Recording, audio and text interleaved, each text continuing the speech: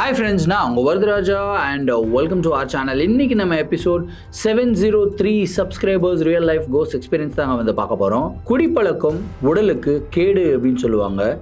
உண்மையிலேயே உடலுக்கு கேடு அப்படின்றது நம்ம எல்லாருக்கும் நல்லா தெரியும். பட் இருந்தாலும் இந்த குடிப்பழக்கத்தை விட்டு ஒழிக்க முடியலையே அப்படின்னு சொல்லி நிறைய பேர் ரொம்ப கஷ்டப்பட்டுக்கிட்டு இருப்பீங்க. அவங்களுக்கெல்லாம் இந்த வீடியோவை நான் சமர்ப்பிக்கிறேங்க. ஏன்னா இந்த வீடியோவோட முடிவில் நீங்கள் குடிக்கிற பர்சனாக இருந்தீங்க அப்படின்னா கண்டிப்பாக அடுத்த தடவை அந்த பாட்டில் மேலே நீங்கள் கையை வைக்கும்போது இந்த ஒரு நிகழ்வு உங்களுடைய கண்ணு முன்னாடி வந்து போகுங்க. கண்டிப்பாக உங்களுடைய நினைவுகளில் அந்த நிகழ்வு ரொம்ப டார்ச்சர் பண்ணும். இப்படி நம்மளுக்கு நடந்துருச்சுன்னா நம்ம என்ன பண்ணுறது அப்படின்ற ஒரு பயம் உங்களுடைய மனசுக்குள்ளே கண்டிப்பாக வரும். என்னடா பயங்கரமாக பில்டப் பண்ணுறேன்னு பார்க்குறீங்களா? இந்த நிகழ்வு நீங்கள் நினச்சும் கூட பார்க்க முடியாத அளவுக்கு ரொம்ப அமானுஷமாக இருக்க போகுது. இந்த நிகழ்வு நீங்கள் பார்க்குறதுக்கு முன்னாடி நீங்கள் நம்ம சேனலுடைய புதிய பார்வையாளராக இருந்தாலும் சரி, இல்லைனா நம்மளுடைய சேனலை பார்த்துட்ருக்கீங்க, சப்ஸ்கிரைப் பண்ணாமல் பார்த்துட்ருக்கீங்க, நம்மளை தயவுசெய்து சப்ஸ்கிரைப் பண்ணிக்கோங்க. கூடவே இருக்கிற பெல் ஐக்கானை கிளிக் பண்ணிக்கோங்க. அப்போ தான் நான் எவ்ரி ஆல்டர்னேட்டிவ் டே போடுற வீடியோ உங்களால் உடனே பார்க்க முடியும். இப்போ வாங்க ஸ்ட்ரெயிட்டாக வீடியோக்குள்ளே போகலாம்.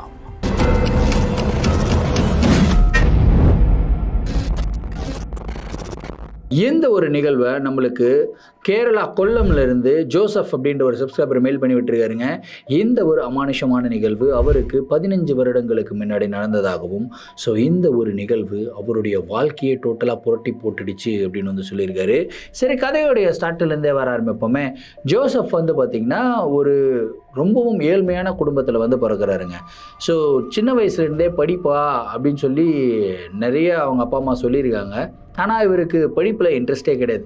ஸோ இந்த பசங்களாம் தௌலத் காட்டி சுற்றி இருப்பாங்களா, நான் அப்படி இப்படின்னு சொல்லுவாங்களா, அந்த மாதிரி ஒரு டைப்பு இவர் சின்ன வயசில். ஸோ படிக்காமல் நிறைய நட்புன்றது ரொம்ப தேவையில்லாத நட்புகள், தேவையில்லாத பழக்கங்கள். 8வது படிக்கும்போது ஸ்மோக் பண்ணுறது, அதுக்கப்புறம் ட்ரிங்க்ஸ் ஸ்டார்ட் பண்ணுறது, இந்த மாதிரி வேலைகள்லாம் பண்ணிக்கிட்டு இருந்தார். அவங்க அப்பா அம்மா எவ்வளவோ இவரை கண்ட்ரோல் பண்ணுறதுக்கு முயற்சி பண்ணாங்க. ஆனால் இவர் அன்கண்ட்ரோலபிளான ஒரு ஸ்டேட்டுக்கு தான் போயிட்டார். அந்த குடிப்பழக்கத்துக்கு அடிமையாகவே ஆயிட்டார் அப்படின்னு சொல்லலாம். அதுக்கப்புறம் இவர் ரீஹாபிலிட்டேஷன் சென்டருக்கெல்லாம் போடுறாங்க. அந்த குடிப்பழக்கத்திலேருந்து கொஞ்சம் வெளியே வராருங்க. அதுக்கப்புறம் திரும்பி பார்த்தா இவருடைய படிப்பு நாட்கள் எல்லாம் போயிடுச்சு. 12வது முடிச்சிட்டாரு. ஒரு ஃபுல்லாக நல்ல மார்க்கெல்லாம் எடுத்து பாஸ் ஆகலை, ஏதோ ஜஸ்ட் பாஸ் அப்படின்ற மாதிரி ஆயிருக்காரு. அதுக்கப்புறம் காலேஜுக்கு போகலான்னா படிப்பு சுத்தமாக மண்டையில் ஏறலை. ஏன்னா இந்த ரீஹாபிலிட்டேஷன் சென்டர்லாம் போயிட்டு ஒரு 2-3 வருஷம் அவர் ரீஹாபிலிட்டேஷனில் தான் இருந்திருக்காரு. ஸோ அதுக்கப்புறம் படிக்கணும் அப்படின்ற ஆசையும் இவருக்கு விட்டு போச்சு. இவர் கூட படித்தவங்க எல்லாமே டிகிரியெல்லாம் பாஸ் பண்ணி ஒரு பெரிய வேலையில் இருக்காங்க. அவங்கக்கிட்ட போயிட்டு பேசுகிறதுக்கும் இவருக்கு ஒரு தயக்கம். ஏன்னா நம்ம கூட படித்த பசங்க, ஃப்ரெண்ட்ஸு, அவங்க எல்லாருமே நல்ல பொசிஷனில் இருக்காங்க. நம்மளுடைய பழக்கத்தினாலே நம்ம இந்த மாதிரி ரொம்பவும் ஏழ்மையான ஒரு ஸ்டேட்டில் இருக்குமே, இந்த மாதிரி ஒரு நிலைமையில் இருக்கிறோம்னு சொல்லி தெரிஞ்சதுன்னா நம்மளை அசிங்கமாக நினைப்பாங்க அப்படின்ற ஒரு குற்ற உணர்ச்சி இருக்குது இல்லைங்களா? அது ஜோசஃபை கொஞ்சம் கொஞ்சமாக குத்திக்கிட்டே இருந்தது. சரி, எதுவுமே வேணாம், எங்கள் குடும்பத்தை சப்போர்ட் பண்ணுறதுக்கு நான் இந்த வாழ்க்கையில் நிறையா தப்பு பண்ணிட்டேன். அவங்கள சப்போர்ட் பண்ணணும் அப்படின்னா நான் ஏதாவது ஒரு வேலை பண்ண ஆகணும். 12வது தான் படிச்சிருக்கேன். பெருசாக எந்த ஒரு வேலையான எக்ஸ்பீரியன்ஸும் கிடையாது. ஸோ அப்படின்னு இருக்கும்போது ஏதாவது ஒரு நார்மல் லேபர் ஜாப் கிடைச்சா போதும் அப்படின்னு சொல்லிட்டு இவர் அந்த லேபர் ஜாபுக்கு ட்ரை பண்ணுறாருங்க. நிறைய இடத்துக்கு போகிறாரு. யாரும் இவரை எடுத்துக்கிற மாதிரி தெரியல. ஏன்னா அந்த லொக்காலிட்டியில் இவர் பண்ண பிரச்சனைகள் அப்படி. எல்லாருக்கிட்டேயும் மொம்பு வலிக்கிறது, சண்டை போடுறது, குடிச்சிட்டு தகராறு பண்ணுறது, இவரை பற்றி எல்லாருக்குமே தெரியும். சரி, ஃபைனலாக ஒரு நாள் உட்காந்து அழுதுகிட்டு இருக்கும்போது ஒரு வாட்ச்மேன் அங்கிள் ஒருத்தர் இருக்கார். அவர் என்னப்பா ஆச்சு, ஏன்டா அழுகிறாருன்னு. இல்லை அங்கிள், நான் இப்போ திருந்திட்டேன், குடிக்கிறதெல்லாம் கிடையாது. ஆனாலும் எனக்கு வேலை யாருமே கொடுக்க மாட்டாங்க, என் குடும்பத்தையும் சப்போர்ட் பண்ண முடியல, அப்பா ரொம்ப கஷ்டப்படுறாரு, அவர்னாலையும் சம்பாதிக்க முடியல, என்ன பண்ணுறதுன்னே தெரியலன்னுமா. சரிப்பா, நான் ஒரு ஃபேக்ட்ரி ஒன்று இருக்குது, அதில் நான் வேலை வாங்கி தரேன். ஆனால் ஒரு ப்ராமிஸ்ப்பா, அந்த ஃபேக்ட்ரியில் ரொம்ப சுத்தபத்தமாக இருப்பாங்க, நீ இந்த குடிப்பழக்கம்லாம் இருக்கக்கூடாது. இல்லை அங்கிள், நான் குடிக்க மாட்டேன் அங்கிள், எனக்கு ப்ளீஸ் வாங்கி கொடுங்க. சரின்னு சொல்லி அந்த ஃபேக்ட்ரியில் வேலை வாங்கி கொடுக்குறாங்க. கிட்டத்தட்ட ஒரு 2 வருஷம் நல்லா அந்த ஃபேக்ட்ரியில் ஒர்க் பண்ணுறாங்க. அந்த ஃபேக்ட்ரி எப்படின்னா மார்னிங் ஷிஃப்ட் இருக்கும், நைட் ஷிஃப்ட் இருக்கும். அந்த மாதிரி இவர் வெறும் மார்னிங் ஷிஃப்ட்டில் மட்டும் போயிட்டே இருந்திருக்காரு. நைட் ஷிஃப்ட் போகாமலே இருந்திருக்காரு. 2 வருஷம் நல்லா ஒர்க் பண்ணுறாரு. நல்ல பேர், குடும்பத்துலேயும் ஓரளவுக்கு ஃபினான்ஷியல் ஸ்டெபிலிட்டி எல்லாமே வந்துருச்சு. எல்லாமே கரெக்டாக தான் போய்கிட்டு இருக்குடா அப்படின்னும்போது இந்த வாழ்க்கை அப்படின்னு இருக்குது தெரியுமா?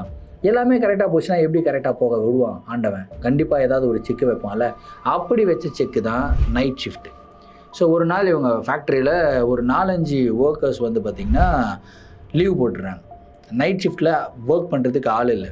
ஸோ ஒரு மார்னிங் ஷிஃப்ட் போயிருக்காரு. அப்படியே நைட் ஷிஃப்ட்டு எக்ஸ்டெண்ட் பண்ணப்பா, ஒரு மணி வரைக்கும் தான்ப்பா வேலை இருக்கும், அதுக்கப்புறம் நீ வீட்டுக்கு போயிடலாம் அப்படின்னு சொல்லி அவங்க ஓனர் கேட்குறாரு. சரி சார் நான் பண்ணுறேன் அப்படின்னு சொல்லி ஒரு எக்ஸ்டெண்ட் பண்ண ஆரம்பிக்கிறாரு. நைட் ஷிஃப்ட்டில் அப்போ தான் பார்க்குறாரு, அவங்க ஃபேக்ட்ரியில் ஒட்டுமொத்தமாக ஒரு 100-150 ஒர்க்கர்ஸ் ஒர்க் பண்ணுறாங்க அப்படின்னா, நைட் ஷிஃப்ட்டில் வெறும் 10 பேர் 15 பேர் தான் ஒர்க் பண்ணுவாங்க. அதுலேயும் 5 பேர் வந்து நீ லீவ். ஸோ யோசிச்சு பாருங்கள், அவ்வளோ பெரிய ஃபேக்ட்ரி, என்டையர் ஃபேக்ட்ரியில் வெறும் 7-8 பேர் தான் இருக்காங்க. இவருக்கு அதுவே ஒரு பயத்தை கொடுக்குது. அதோட இந்த ஃபேக்ட்ரியை ஒட்டின மாதிரி ரயில்வே ட்ராக்லாம் போய்கிட்டு இருக்குமா. ஸோ அந்த ரயில்வே ட்ராக்லேருந்து திடீர்னு ஏதோ சவுண்டெல்லாம் கேட்குது. இவருக்கு மனசெல்லாம் அப்படியே படப்பட நடிக்க ஆரம்பிக்குது. பயம் வந்து வர ஆரம்பிக்குது. பொதுவாக இந்த இருட்டு அப்படின்னாலே இவருக்கு ரொம்ப பயமா. பேய் பூதம் அமானுஷம்னா அதோட பயங்கரமான ஒரு பயமா. ஸோ இந்த சவுண்டு, டிஃப்ரெண்ட்டான கத்துற சவுண்டு இதெல்லாம் கேட்டு பயந்து போய் இவர் என்ன பண்ணுறாருன்னா, ஃபேக்ட்ரியோட ஒரு கார்னரில் போய் உட்காந்துக்கிறார். அந்த இடத்துல என்ன நடந்திருக்கு அப்படின்னா, ஒரு 9 பேர் இருக்காங்கன்னு சொன்னேன் இல்லையா, அதில் ஒரு சில பேர் சரக்கு அடித்து அந்த சரக்கு பாட்டில் பாதி வந்து விட்டுட்டு போயிருக்காங்க அந்த இடத்துல. இவர் பார்க்குறாரு. பார்த்த உடனே இவருக்கு கையெல்லாம் பரப்பராந்து திரும்பி சரக்கு அடிக்கலாமா அப்படின்னு தோணுது. ஐயோ, இதனால தான் நம்ம வாழ்க்கையில் இவ்வளோ பட்டுட்டோம், இங்கே வந்து ஃபேக்ட்ரியில் ஒர்க் பண்ணிக்கிட்டு இருக்கோம், எப்பயும் அந்த சரக்கு பாட்டில் பார்த்தாலே எனக்கு கடுப்பாவதே, வேணாம்னு யோசிச்சுனே இருக்கார். அந்த டைமில் எக்ஸாக்டாக இவர் பின்னாடி இருந்த யாரோ ஜோசஃபே அப்படின்னு கூப்பிட்றாங்க. இவர் அப்படியே திரும்புகிறாரு. பார்த்தா பெரிய ஃபேக்ட்ரி டோட்டலாக காலியாக இருக்குது. யார் கூப்பிட்றாங்கன்னே தெரியல. ஆனால் இவருக்கு கூப்பிட்ற சவுண்ட் வந்து ரொம்ப பக்கத்துலேருந்து வர மாதிரி தான் இருக்குது. அப்படியே பின்னாடி பார்த்துக்கிட்டே இருக்கும்போது பட்டுன்னு வந்து பார்த்திங்கன்னா அந்த இடத்துல 2-3 ராடெல்லாம் வச்சுருப்பாங்க. டம்னு ராடெல்லாம் உழுகுதான். அதை பார்த்த உடனே இவர் பயத்தில் என்ன பண்ணுறாருன்னா, அங்கே சரக்கு பாட்டில் இருக்குல்ல, எடுத்து கப்பன்னு ராவை அடிச்சிடுறாரு. அது அடித்த அடுத்த செகண்ட் வந்து பார்த்திங்கன்னா இன்னொரு பை ஒன்று பார்க்குறாரு. என்னடா பை இருக்கு அப்படின்னு சொல்லி அந்த பையை ஓப்பன் பண்ணி பார்த்தா பையுக்குள்ளே இன்னும் 2 பாட்டில் இருக்குது. இவருக்கு பயம் வேற ஒரு சைடு. பயத்தில் நான் பிடிக்கிறேன், சரி இங்கேருந்து நம்ம கிளம்பி போயிடுவோம், நைட் ஷிஃப்ட்லாம் வேணாம் அப்படின்னு சொல்லி எழுந்துக்கிறாருங்க. எழுந்துக்கும் போது இவருடைய கையை பிடிச்சி வர சர்ன்னு எழுதுறாங்க. அப்படியே வந்து உட்கார்றாரு. உட்காந்துட்டு ஏய் யாரான்றாரு. பார்த்தா அந்த இடத்துல யாருமே கிடையாது. பயத்தோட உச்சகட்டத்தில் ஜோசப் இருக்கிறாருங்க. ஒரு இரும்பு படிக்கட்டு, அந்த இரும்பு படிக்கட்டு மேலே தான் இவர் உட்காந்துக்கிட்டு இருக்காரு. அங்கே ஃப்ளோர் இருக்குது. அந்த படிக்கட்டு வழியாக கீழே இறங்கி போகலான்னாலும் பயமாக இருக்குது. ஏன்னா கையை பிடிச்சி யார் இழுத்தாங்கன்னே தெரியல. கீழே இறங்கி போகும்போது இந்த படிக்கட்டிலேருந்து தள்ளி விட்டாங்கன்னா கிட்டத்தட்ட ஒரு 100 படிக்கட்டு கீழே வந்து தான் கீழே விழுகணும். கை கால் ஏதாவது உடஞ்சிருச்சுன்னா என்ன பண்ணுறதுன்ற பயத்தில் அதே இடத்துல உட்காந்துக்கிட்டே இருக்காரு. அந்த இடத்துல ஜோசப் என்ன பண்ணுற அப்படின்னு சொல்லி ஒரு வாய்ஸ். இவர் திரும்பி பார்க்குறாரு. டேய் என்னடா இது, என்னென்னமோ நடக்குதுடா, எனக்கு ஒன்றும் புரியலடா அப்படின்னு. டேய் வந்துட்டியா வா உனக்கு தான் நான் வெயிட் பண்ணிக்கிட்டு இருந்தேன் அப்படின்ற இன்னொரு வாய்ஸ். ஜோசப்புக்கு பயத்தோட உச்சகட்டத்தில் இருக்கிறான் மனுஷன். சரி, சுய நினைவாக இருந்தோம் அப்படின்னா இந்த பயத்திலேயே நம்ம ஏதாவது ஒன்று ஆகிடும். நம்மளுக்கு ஹார்ட் அட்டாக்கான வந்துச்சுன்னா என்ன பண்ணுறது? நம்ம இந்த இடத்துல 2-3 பாட்டில் இருக்குது, ஃபுல்லாக சரக்கு அடிச்சிருவோம், மட்டை ஆகிட்டா அதுக்கப்புறம் பிரச்சனையே கிடையாது. என்ன நடக்குது ஏது நடக்குதுன்னு நம்மளுக்கு தெரியாதுன்னு சொல்லி பட்டுன்னு அந்த 2-3 பாட்டிலையும் எடுத்து விட்றாருங்க. ஃபுல் சரக்கு அப்படியே தலைகளெல்லாம் சுற்றுது. ரொம்ப நாள், கிட்டத்தட்ட ஒரு 2 வருஷம் குடிக்காமல் இருந்து திரும்பி குடிக்க ஆரம்பிக்கிறேன். அதுக்கப்புறம் வந்து ஒரு தைரியம், அந்த சரக்கு போனாவே உள்ள ஒரு தைரியம் வரும்னு வராங்க. அது வருமா வரலையான்லாம் தெரில, ஏன்னா நான் குடித்தது கிடையாது. ஸோ அந்த தைரியத்தில் இவர் என்ன பண்ணுறாருன்னா அந்த இரும்பு படிக்கட்டில் வந்து இறங்கி வர்றாரு. டேய் எங்கடா போகிற அப்படின்னு. சும்மா பாய மூடு, சும்மா எங்கே போகிறேன் கீழே தான் நான் போகிறேன், சும்மா எங்கே போகிறேன்னு கேட்டேன் அப்படின்னு சொல்லி ஜோசப் வந்து பேய்கிட்ட வாக்குவாதம் பண்ணிக்கிட்டு அப்படியே அந்த படிக்கட்டில் இறங்கி நடந்து வந்துக்கிட்டே இருக்கும்போது பின்னாடி இருந்து யாரோ எட்டி விட்றாங்க ஜோசஃபை. அப்படியே 4 பெல்ட்டி அடித்து வந்து கீழே உட்கார்றாரு. அடித்த சரக்கெல்லாம் இறங்கி போச்சு, போதைக்கு இதெல்லாம் இறங்கிடுச்சு. திரும்பி பார்த்தா அந்த இடத்துல யாருமே கிடையாது. ஆனால் என்ன தப்பிச்சிடலான்னு பார்த்தியா, உன்னை விடமாட்டேன் அப்படின்ற ஒரு வாய்ஸ். இதை கேட்ட உடனே ஜோசப் துண்டை காணா துணியை காணா ஏந்து ஓடுறாரு. கடன்னு ஓடுறாரு. ஓடி கிட்டத்தட்ட ஒரு 100-150 மீட்டர் ஓடி இருப்பாருங்க. அப்படியே வந்து ஓடி போய் ஒரு மிஷினில் மோதுறாரு. மோதி கீழே விழுகிறாரு. அந்த மிஷினில் யாரோ ஒர்க் பண்ணிக்கிட்டு இருக்காங்க. டேய் ஜோசப் என்னடா ஆச்சு அப்படின்னு சொல்லி ஒரு 2 அண்ணா வராங்க. என்னடா ஆச்சு? அண்ணா இந்த மாதிரி வாய்ஸ் எல்லாம் கேட்டுச்சுண்ணே. ஏய் குடிச்சிருக்கியா? அண்ணா குடிச்சேண்ணே, 4 பாட்டிலுக்கு மேலே குடிச்சேண்ணே. போதை ஏறிச்சுனே, ஆனால் யாரோ எட்டி ஒதிச்சாங்க, போதையெல்லாம் இறங்கிருச்சுனே. டேய் சும்மா இந்த மாதிரி கடுப்பேத்தாத. வேலைக்கு வந்த நீ ஆல்ரெடி குடிப்பழக்கத்தினால ரொம்ப அடிபட்டிருக்க, அதெல்லாம் மறந்துட்டு தான் ஓனர் வந்து உனக்கு வேலை கொடுத்துருக்காரு. இங்கே வந்து நீ குடிக்கலாமா? அண்ணா சத்தியமாக நான் குடிக்கணும்னு நினச்சி குடிக்கலன்னா எனக்கு பயம்னா, என்னால் இருக்க முடியலனாங்க. ஒரு மாதிரி யாரோ என் பேர் சொல்லி சொல்லி கூப்பிட்றாங்கன்னா, என்னை எட்டி ஒதுக்கிறாங்க, கையெல்லாம் பிடிச்சிருக்கிறாங்க, அப்படி இப்படின்னு கதறாரு. ஏய் இவன் குடிச்சிட்டு இவன் ரொம்ப மொபாயிருச்சு பொழுது, சரி போய் கம்முன்னு படுறா அப்படா அப்படின்னு சொல்லி அந்த இடத்துல ஒரு ரூம் மாதிரி ஒன்று இருக்குது, அந்த ரூமில் போய் படுறா அப்படின்னு. சரின்னு ஜோசஃபும் அந்த ரூமுக்கு போகிறாருங்க. போய் படுக்கிறாரு. கிட்டத்தட்ட ஒரு 10-15 நிமிஷத்துக்கு இவரை சுற்றி யாரோ ஓடுற மாதிரி சவுண்டு கேட்குது. ஜோசஃபே வெளியே வாடா, டேய் வெளியே வாடா, நான் இருக்கேன்டா, வாடா வாடா வாடா, வெளியே வா வெளியே வா, நாங்கள் வந்துட்டோம் பாரு, இங்கே தான் இருக்கோம் அப்படின்ற வாய்ஸ் ஒரு கேட்டுக்கிட்டே இருக்கு. அப்படியே காதெல்லாம் மூடி என்ன பண்ணுறதுனே தெரியல. ஒரு சர்டன் பாயிண்ட்டுக்கு மேலே இவருக்கு வெறி வரும் இல்லையா, அந்த மாதிரி வெறி வந்து யாராது அப்படின்னு சொல்லி கத்திக்கிட்டு வெளியே ஓடி வராரு பாருங்க. அதே டைமில் ஒருத்தர் வந்து பெரிய ராட் எடுத்துன்னு வர்றார், நடந்து வந்துட்டுருக்கார். அவரை போய் இடிச்சு, ஒரு ஹெவியான ஒரு ராடுன்னு வச்சிங்களேன், ஒரு 50 கிலோ ராடு. அந்த 50 கிலோ ராடு ஜோசஃபுடைய காலில் விழுந்து கால் வந்து ஃப்ராக்சர் ஆகிடுது. அதுக்கப்புறம் அவரை தூக்கி ஹாஸ்பிட்டலுக்கு போகிறாங்க. ஹாஸ்பிட்டலில் அட்மிட் பண்ணுறாங்க. வீட்டுக்கும் இன்ஃபார்ம் பண்ணிடுறாங்க, இந்த மாதிரி ஆகிடுச்சு, ஃபேக்ட்ரியில் ஒரு இன்சிடெண்ட் ஆகிடுச்சு. வீட்டில் இருந்தும் வராங்க. ஜோசஃபை பார்த்து அவங்க அப்பா அம்மா அழுகுறாங்க. என்னடா இந்த மாதிரி பண்ணுற, குடிக்காத சாமி, குடிக்காதனா கேட்குறியா, திரும்பியும் குடிச்சிட்டு இந்த மாதிரி, அம்மா நான் குடிக்கணும்னு குடிக்கலம்மா, ஏதோ ஒரு பிரச்சனைம்மா, அங்கே இந்த மாதிரியெல்லாம் சவுண்டெல்லாம் கேட்டுச்சுமா, எனக்கு ரொம்ப பயம், ஆல்ரெடி உனக்கு பேயினா பயம், இந்த மாதிரி சவுண்டு சும்மா நீயே இமேஜின் பண்ணியிருப்படா சாமி, வேணடா அப்படி இப்படின்னு அவங்க அம்மா பேசுகிறாங்க. இல்லைம்மா உண்மையிலேயே, அம்மா அம்மா அம்மா இருமா அவங்க வந்துட்டாங்கம்மா, வெளியே தான் நின்றுக்கிட்டு இருக்காங்கன்றான். யோசிச்சு பாருங்க, ஒரு அம்மா வந்து பேசிக்கிட்டு இருக்காங்க பையன்கிட்ட, திடீர்னு பையன் இந்த மாதிரி சொன்னா, டேய் யாரா வந்துட்டாங்க, அம்மாம்மா அங்கே பாருமா ஜன்னலுக்கு வெளியே நிற்கிறாங்க பாருமா, வெளியே பாருமா 4 பேர் நிற்கிறாங்கம்மா. அவங்க அம்மா வந்து ஜன்னலுக்கு வெளியே எட்டி பார்க்குறாங்க. பார்த்தா அந்த இடத்துல யாருமே இல்லை. சாமி டேய் யாரும் இல்லைடா. அம்மா உண்மையிலே இருக்காங்கம்மா, என்னை வாவான்னு கூப்பிட்றாங்கம்மா, எனக்கு ரொம்ப பயமாக இருக்குமா, அம்மா விட்டு போயிடாதுன்னு அழுகுறான்.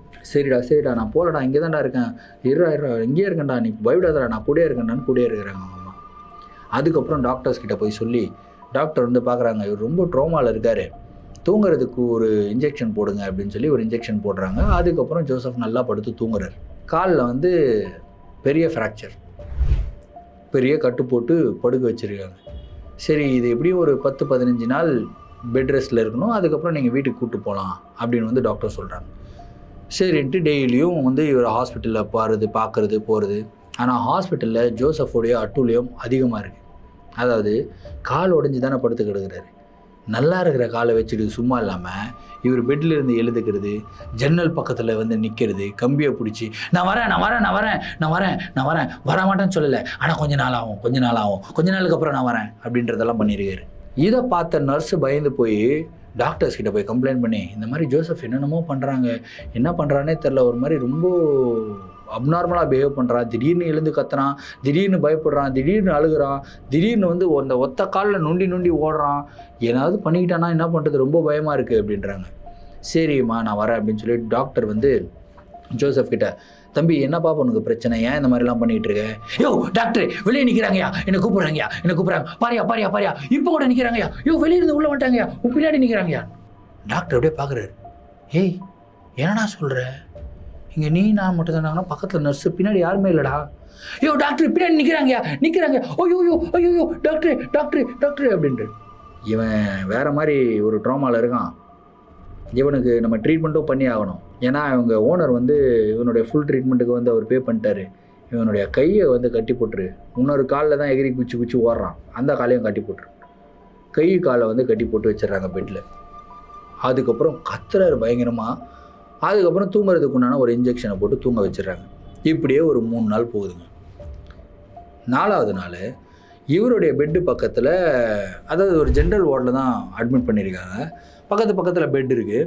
பக்கத்து பெட்டில் ஒரு லேடி வந்து அட்மிட் ஆகுறாங்க. ஒரு 30 இயர்ஸ் இருக்கும் அவங்களுக்கு. அவங்களுக்கும் ஏதோ உடம்பு சரியில்லைன்னு தான் வந்து அட்மிட் ஆகிருக்காங்க. ட்ரீட்மெண்ட் இல்லாமல் போய்கிட்டு இருக்கு. ஜோசப் வந்து கண்ணை முழிச்சு பார்க்குறாரு, இப்படி திரும்பி பார்க்குறாரு, பார்த்தா அந்த லேடி பக்கத்தில் இருக்காங்க. திரும்பிக்கிறாப்புல, திரும்பி பார்க்குறாப்புல, அந்த லேடி என்னப்பா அப்படின்றாங்க. அப்படி சைலண்ட்டாக தலையாட்டிட்டு திரும்பிக்கிறார். அப்படியே கொஞ்சம் நேரம் உட்காந்துக்கிட்டே இருக்காருங்க. ஒரு 10-15 நிமிஷம் கழிச்சு திரும்பி நீ என் பொண்டாட்டியா, என் பக்கத்துலேயே வந்து பத்துன்னுக்கிற, போய் அந்த பக்கம் ஏஞ்சி அப்படின்றாரு. அந்த லேடி என்ன பண்ணுறதுன்னு தெரில. அவங்களே உடம்பு முடியலன்னு வந்து பத்துன்னு இருக்காங்க. அவங்கக்கிட்ட வந்து இப்படி கத்துறாரு.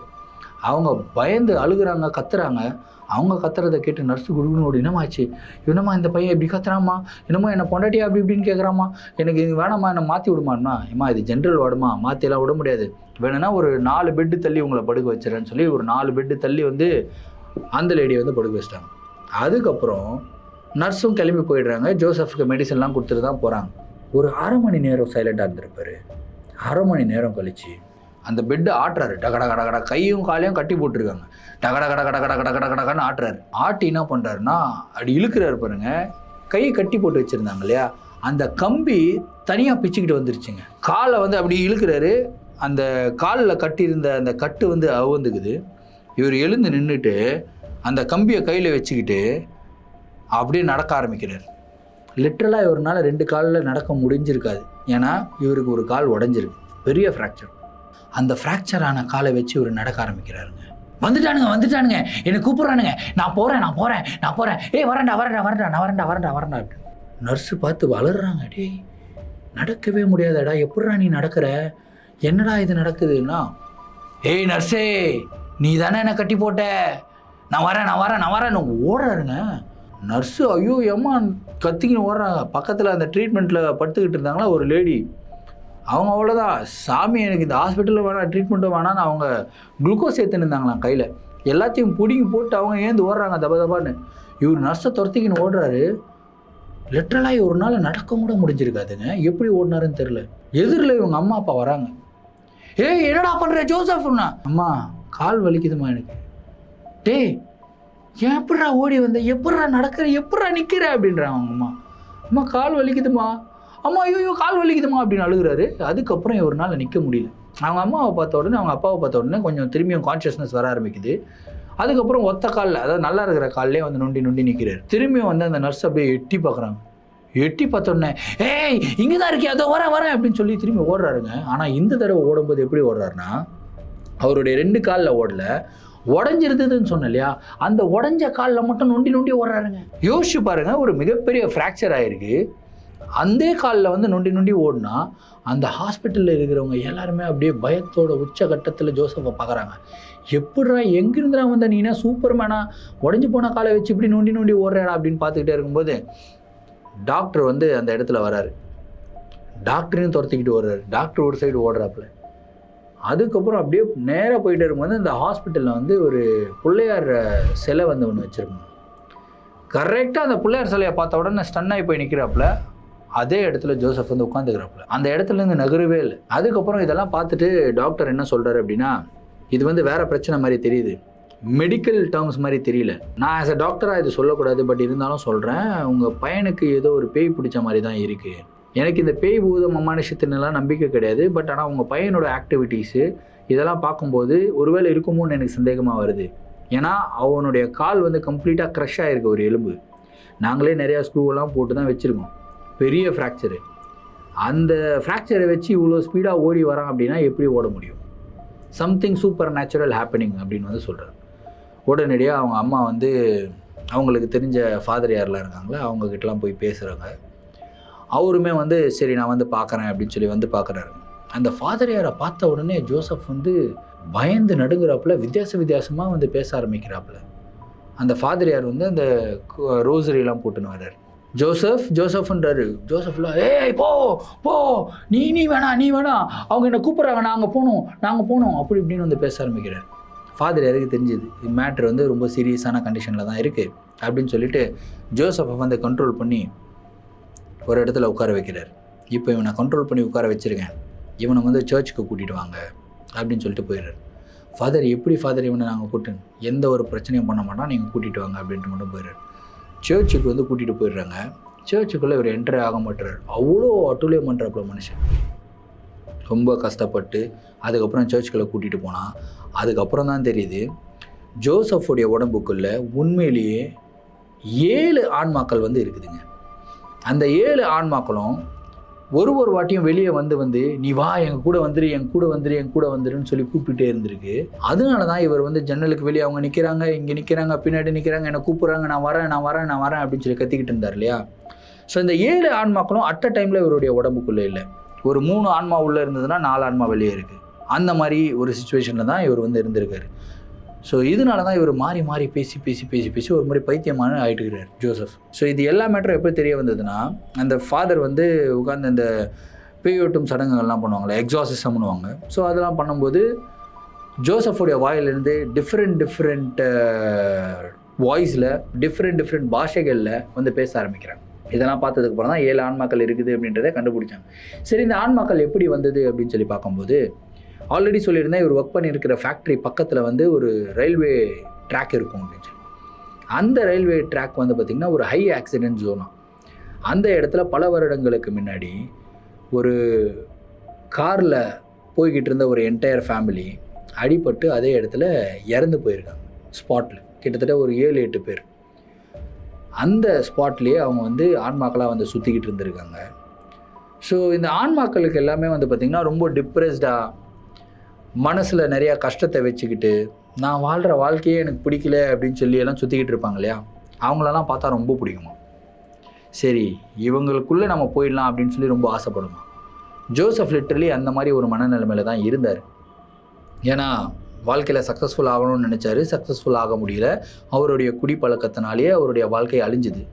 ஸோ அவங்க நண்பர்கள் எல்லாமே சக்ஸஸ்ஃபுல்லாக இருக்கிறத பார்த்து ஜோசஃபுக்கு வந்து ரொம்ப ஃபீலிங் ஆகிட்டுருக்கு. லிட்ரலாக அவர் வந்து ரொம்ப டிப்ரெஸ்டாக தான் இருந்திருக்காரு. அன்றைக்கி நைட்டு கூட அந்த இடத்துல உட்காந்து அழுதுருக்காரு. என்ன மாதிரி ஒரு வாழ்க்கை, காலையில் 10 மணிக்கு வந்தேன், இப்போ பாரு நைட்டு 1 மணி வரைக்கும் நான் ஷிஃப்ட் எக்ஸ்டெண்ட் பண்ண வேண்டியதாக இருக்குது. இதே வந்து நான் நல்லா படிச்சிருந்தேன் அப்படின்னா ஒரு நல்ல வேலையில் இருந்திருப்பேன், என் ஃபேமிலியும் நல்லா இருந்திருக்கும் அப்படின்னு சொல்லி தனியாக உட்காந்து அழுதுருக்காரு. ஸோ இதெல்லாம் பார்த்த உடனே அந்த ஆன்மாக்கள் ஜோசஃபை அட்ராக்ட் பண்ணி ஜோசஃபுடைய உடம்புக்குள்ளே போயிடுச்சுங்க. கிட்டத்தட்ட ஒரு 6 மாதம் ஜோசப் அந்த மாதிரி தான் இருந்திருக்காரு. 6 மாதம் கழித்து அவர் வந்து கம்ப்ளீட்டாக க்யூர் ஆகி வெளியே வராரு. இருந்த வேலையும் போயிடுச்சு. அதுக்கப்புறம் என்ன பண்ணுறதுன்னு தெரியாமல் முழிச்சிக்கிட்டு இருந்த ஜோசஃபுக்கு ஒரு ஃப்ரெண்டு ஒருத்தங்க வராங்க. அவங்களுக்கும் இவங்களுக்கும் ஒரு பழக்கம் ஏற்படுது. நீ ஏன் வேலைன்னு பார்த்துக்கிட்டு இருக்க, படிக்காதவங்க சக்ஸஸ்ஃபுல்லே ஆகலையா அப்படின்னு சொல்லிட்டு நிறையா மோட்டிவேஷன்லாம் கொடுக்குறாங்க. நீ வந்து ஒரு கடை வை அப்படின்னு சொல்லிட்டு ஒரு க்ராசரி ஷாப் மாதிரி வச்சுருக்காங்க. அந்த க்ராசரி ஷாப்பை ஜோசப் நல்லா ரன் பண்ணி இப்போது நல்ல ஒரு ரிச்சான ஒரு லைஃப் ஸ்டைலில், ஒரு சக்ஸஸ்ஃபுல் லைஃப் ஸ்டைலில் இருக்கிறாரு அப்படின்னு சொல்லலாம். ஸோ ஒருத்தவங்க வந்து ஹெல்ப் பண்ணாங்கன்னு சொன்னேன் இல்லையா, மோட்டிவேஷன்லாம் கொடுத்தாங்கன்னு சொன்னேன் இல்லையா, அவங்களே அவர் வந்து திருமணம் பண்ணிக்கிட்டு இன்றைக்கி ஒரு 2 ஆண் குழந்தைகளோட ரொம்ப சந்தோஷமான வாழ்க்கையை ஜோசப் வந்து வாழ்ந்துக்கிட்டு இருக்காரு. ஸோ இந்த ஒரு நிகழ்வு அவருடைய வாழ்க்கையில் மறக்க முடியாத ஒரு நிகழ்வு அப்படின்னு சொல்லியிருக்காரு. ஏன்னா இந்த விஷயங்கள் எல்லாமே இவருக்கு நடந்ததே இவருக்கு தெரியாதான். இவங்க அப்பா அம்மா, அதுக்கப்புறம் அந்த சர்ச் ஃபாதர் யார், அந்த ஹாஸ்பிட்டலில் இருந்த நர்ஸு, டாக்டரு, இவங்கெல்லாம் சொல்லி தான் இந்த மாதிரிலாம் நான் ரியாக்ட் பண்ணனா அப்படின்ற ஒரு விஷயமே இவருக்கு தெரிஞ்சிருக்கு. ஸோ இந்த ஒரு நிகழ்வு வந்து ரொம்ப பயங்கரமாக இருந்திருக்கும் அப்படின்றத நினைக்கிறேன். ஸோ இந்த ஒரு நிகழ்வை பற்றின உங்களுடைய கருத்துக்கள் என்ன? குறிப்பாக நம்மளுடைய சேனலில் நிறையா குடிமகன்கள் இருந்தீங்க அப்படின்னா அடுத்த தடவை நீங்கள் பாட்டிலில் கையை வைப்பீங்களா அப்படின்ற ஒரு விஷயத்த கமெண்ட்டில் போட்டு விடுங்க. இதே மாதிரி உங்களுடைய வாழ்க்கையில் ஏதாவது அமானுஷமான நிகழ்வுகள் நடந்திருந்து அந்த நிகழ்வுகளை என்கிட்ட ஷேர் பண்ணணும்னு நினச்சிங்கன்னா என்னோடய இன்ஸ்டாகிராமில் ஃபாலோ பண்ணிவிட்டு இன்ஸ்டாகிராமில் டிஎம் பண்ணுங்கள், இல்லைன்னா என்னுடைய மெயில் ஐடிக்கு மெயிலாக சென்ட் பண்ணி விடுங்க. கண்டிப்பாக உங்களுடைய நிகழ்வுகளும் நம்மளுடைய சேனலில் வீடியோஸாக போடப்படும். மீண்டும் அடுத்த வீடியோவில் சந்திக்கும் வரை நான் உங்கள் Varadaraja signing off. Thank you and bye.